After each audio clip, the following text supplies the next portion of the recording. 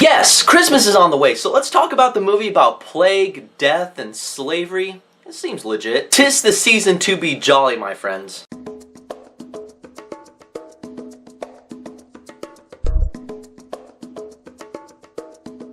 Okay, so Exodus, Gods and Kings. So Exodus, Gods and Kings is the story about Moses. I'm sure you guys know the story of Moses. For those who don't know, he's the guy with the awesome beard who freed the slaves and he...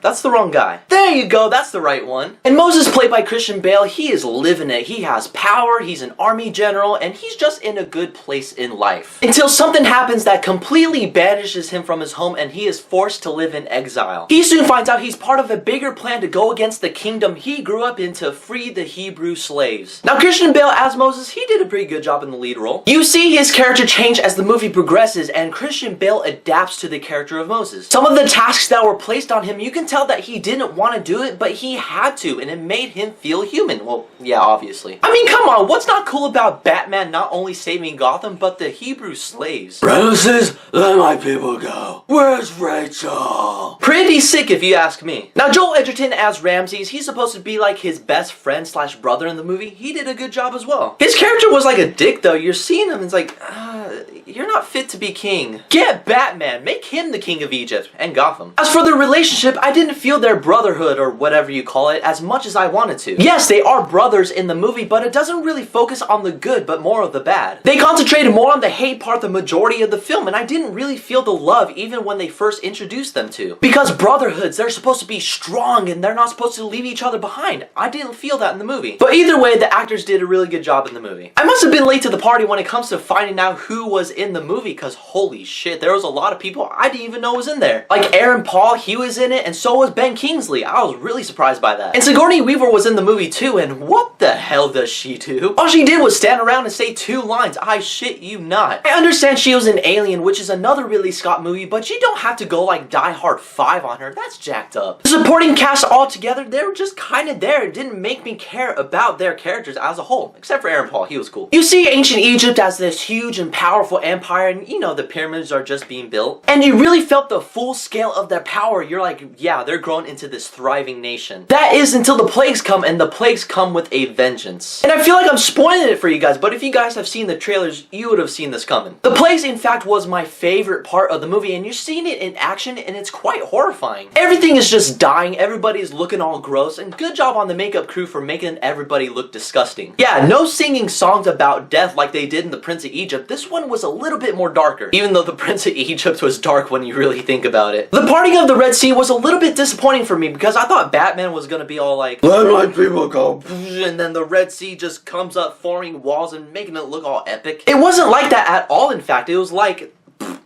just withers away. Did the movie budget not allow the sea to do that? Well, at least that's what I like to think of what really happened. I guess they used all the money on the plagues. But when the Red Sea does come back, that's when it's epic. So in the end, Exodus, Gods and Kings was a pretty good movie. Had good acting, but I wish they would have focused more on Batman's and young Uncle Owen's relationship in the movie. Come on, who looks at Joel Edgerton and thinks young Uncle Owen?